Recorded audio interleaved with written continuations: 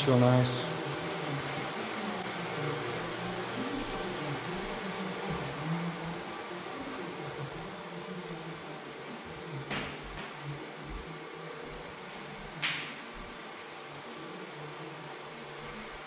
I don't know if you wanted to go over the process real quick about what you do from beginning to end.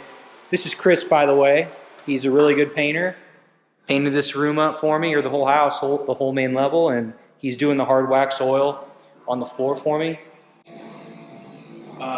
Basically what I did is, since this is an engineered white oak, is I full sanded it with 80 grit, and then I wetted everything down and cleaned it up after I vacuumed it.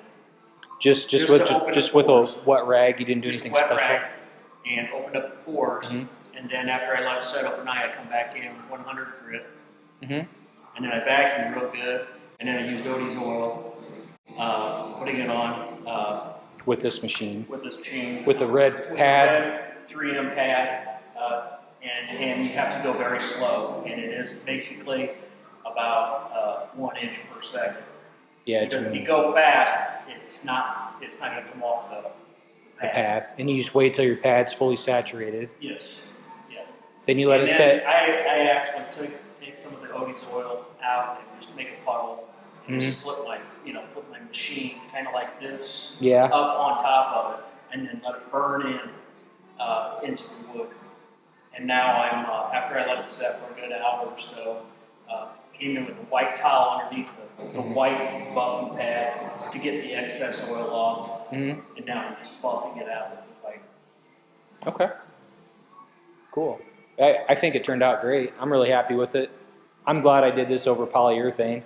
I did it in my house too. Yeah. I'm really liking it. You wouldn't even be able to be in this house for, and then you don't have to do any sanding. You don't have, I mean, some sanding, but not like polyurethane floor finish. And then now, true hardwood, where you have the tongue and groove, 3/4 inch solid.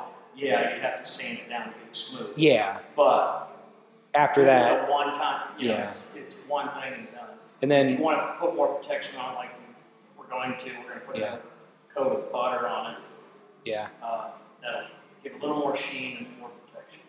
And what's nice is if you get a little area on your floor that gets messed up, you just add a little bit more Odis oil and it covers it up. Even if you hit it with an orbital hand sander to fix whatever happened to the floor, cover it right up. You probably won't ever know that it was even damaged, so you never really have to refinish it like you do a polyurethane floor. To me, it shows the natural character of the wood. Oh yeah, for sure. The grain and stuff comes out a lot better. Yeah. You don't have that plastic coating on top. It scratches very easy. Exactly. This becomes part of the wood. You're actually, once this cures, you're actually walking on top of the wood instead of in the thin layer of clear polyurethane. Yep. Well, the nice thing about once I leave, like I said, if something happened to get a scratch, fix it myself. Just get some, You don't have to do the whole floor, you can just do the section. Yeah, exactly. It'll blend right in. And it makes the floor a little bit waterproof after it cures. Yeah. They say a couple weeks.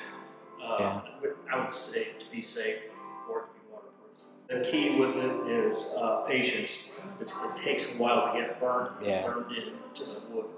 And then along the edges, you just kind of use the hand pad, just the same type of Brillo pad. If you get a little bit up on the wood, it'll wipe off with a white towel. Yeah, even on the trim, it was all brown painted trim, and just wipes right off later because it doesn't seal in. If it was bare wood, that'd be a different deal, but it seemed to work great. Well, awesome, Chris. Thanks for going over that with me. I know you're busy. And I'll let you get back to it. A few things that weren't mentioned in our conversation are that Hardwax oils have no VOCs and they're very green. They're also non-toxic, so if you get a little bit on your skin, you don't really have to worry about it. Another great thing is that you never have to worry about the product peeling or flaking off like you would with a polyurethane. And when properly maintained, you don't have to worry about sanding or refinishing. You literally just take a little bit more out of the bottle and reapply. It also gives a more natural look and feel to the wood, as we mentioned. and it gives a finish with a much lower sheen. And that wraps it up for this video. If you found it helpful, please hit the thumbs up and subscribe, and I'll catch you next time.